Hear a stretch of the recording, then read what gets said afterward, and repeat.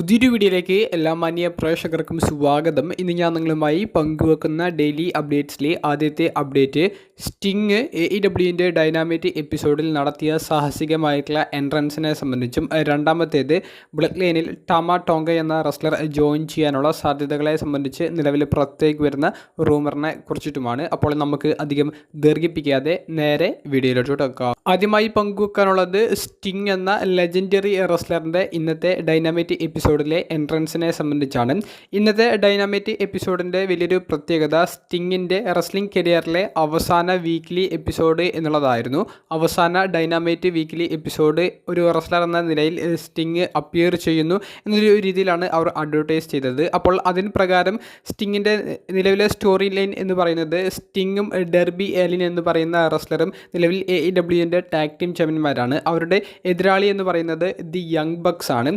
Young ബക്സ് ആണ് നിലവിൽ AEWൻ്റെ executive vice president. അപ്പോൾ ഇങ്ങനെ ഒരു ടാഗ് ടീം മത്സരം ഈ തിങ്കളാഴ്ച നടക്കാൻ പോകുന്ന റെവല്യൂഷനിലേക്ക് ഒരു ടൊർണാഡോ ടാഗ് ടീം മാച്ചായിട്ട് AEW ടാഗ് ടീം ചാമ്പ്യൻഷിപ്പിന് വേണ്ടി കൺഫേം ചെയ്തിട്ടുണ്ട്. അപ്പോൾ ആ ഒരു സ്റ്റോറി ലൈൻ്റെ ഭാഗമായിട്ടുള്ള ബിൽഡപ്പിൻ്റെ ഒരു സെഗ്മെൻറ്റും ഡൈനാമിറ്റ് എപ്പിസോഡിൽ നടന്നു. ആ ഒരു ഡൈനാമിറ്റ് എപ്പിസോഡിൽ നടന്ന സ്റ്റോറി ലൈൻ നമ്മൾ നോക്കുകയാണെങ്കിൽ റിക് ഫ്ലെയറിനെയും ഡെർബി അലനെയും യങ് ബക്സ് ബേസ്ബോൾ ബാറ്റ് കൊണ്ട് ആക്രമിച്ച് നിൽക്കുന്ന ഒരു സമയത്ത് സ്റ്റിങ്ങിൻ്റെ മ്യൂസിക് പ്ലേ ആകുന്നു. സ്റ്റിങ്ങിനെ കാത്തുനിന്ന യങ് ബക്സ് ആ ഒരു എൻട്രൻസ് സ്റ്റേജിലേക്ക് പോകുന്നു. പക്ഷേ സ്റ്റിങ്ങിൻ്റെ എൻട്രൻസ് നമുക്ക് കാണാൻ സാധിച്ചത് WCWയിൽ മുൻപും സ്റ്റിങ് സാഹസികമായി ഇതേ ഒരു എൻട്രൻസ് ചെയ്തിട്ടുണ്ടെങ്കിൽ പോലും ഈ ഒരു പ്രായത്തിലും സ്റ്റിങ് ഇത്രയും സാഹസികമായി മുകളിൽ നിന്ന് വായുവിൽ ഇറങ്ങി വരുന്ന രീതിയിലുള്ള ഒരു എൻട്രൻസ് ആണ് നടത്തിയത്. അത് ആരാധകരെ സംബന്ധിച്ച് വളരെ കോരിത്തെരിപ്പിക്കുന്ന ഒരു മൊമെൻറ്റ് തന്നെയായിരുന്നു. ആരും അത് പ്രതീക്ഷിച്ചിട്ടുണ്ടായിരുന്നില്ല.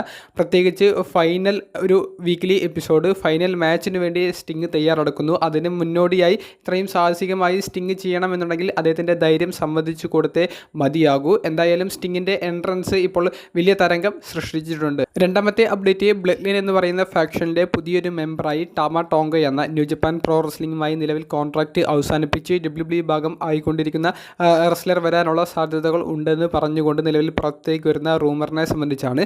റെസ്ലിംഗ് ഒബ്സർവറായ ഡെയ്ൻ മെൽസറാണ് ഈ ഒരു റൂമർ പങ്കുവെക്കുന്നത്. ഒരു സാധ്യത പോലെ അദ്ദേഹം പറയുന്നത് ടാമ ടോങ്കയുടെ WWE കരിയർ ആരംഭിക്കുന്നത് ബ്ലഡ് ലൈനിലെ മെമ്പറായിട്ടായിരിക്കാൻ സാധ്യത ഉണ്ടെന്നുള്ളതാണ്. കാരണം സമോവൻ ഒരു ലുക്കുണ്ട് ടാമ ടോങ്കക്ക്. അതുപോലെ തന്നെ ബ്ലഡ് ലൈനിലെ മെമ്പേഴ്സ് ടാമ ടോങ്കയെ ഒരു ഫാമിലി മെമ്പറിനെ പോലെയാണ് കാണുന്നത് എന്നുള്ളതും അവർ അങ്ങനെ കൺസിഡർ ചെയ്താൽ ടാമ ടോങ്കക്ക് ബ്ലഡ് ലൈനിലേക്ക് എത്താനുള്ള സാധ്യതകൾ വളരെ കൂടുതലാണെന്നും റെസ്ലിംഗ് ഒബ്സർവർ പങ്കുവെക്കുന്നുണ്ട്. പക്ഷേ ഇതാണ് ടാമ ടോങ്കയുടെ WWE കരിയറിലെ ആദ്യ സ്റ്റോറി ലൈൻ എന്നൊന്നും ഉറപ്പിച്ചുകൊണ്ട് ഡെയ്ൻ മെൽസർ പറയുന്നില്ല. പക്ഷേ സാധ്യതകൾ ഉണ്ടെന്ന് മാത്രമേ അദ്ദേഹം പങ്കുവെക്കുന്നുള്ളൂ.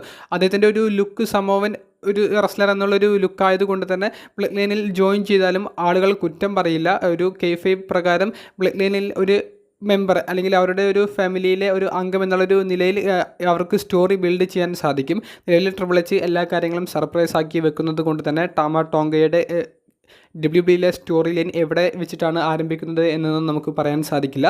റെസ്ൽമേനിയയിൽ എന്തായാലും വമ്പൻ സർപ്രൈസുകൾ ഉണ്ടായിരിക്കാം. അതിൽ ടാമ ടോങ്ക വന്ന് റോമൻ റിയൻസിനെ ആ ഒരു അൺഡിസ്പ്യൂട്ടഡ് ടൈറ്റിൽ മത്സരത്തിൽ റിട്ടേൺ ചെയ്യാൻ വേണ്ടി സഹായിക്കുന്നതൊക്കെ കാണാൻ സാധിച്ചാൽ അത് മികച്ച ഒരു സ്റ്റോറി ലൈൻ ആയിരിക്കും അവർക്ക് ബിൽഡ് ചെയ്യാൻ സാധിക്കും. പക്ഷേ എൻ്റെ ഒരു വ്യക്തിപരമായ അഭിപ്രായത്തിൽ ടാമ ടോങ്ക WWEയുടെ ഭാഗം ആകുമ്പോൾ ബുള്ളറ്റ് ക്ലബിലെ മുൻ ലീഡേഴ്സ് ആയിരുന്ന ഫിൻ ബാലർ, AJ സ്റ്റൈൽസ് തുടങ്ങിയവർക്കെതിരെ സ്റ്റോറി ലൈൻ ചെയ്ത് ആരംഭിക്കാനാണ് എനിക്ക് താല്പര്യം. നിങ്ങളുടെ അഭിപ്രായം കമൻറ്റ് ബോക്സിലൊന്ന് രേഖപ്പെടുത്തുക. അപ്പോൾ അടുത്തൊരു വീഡിയോയുമായി കാണുന്നത് വരെ ബൈ.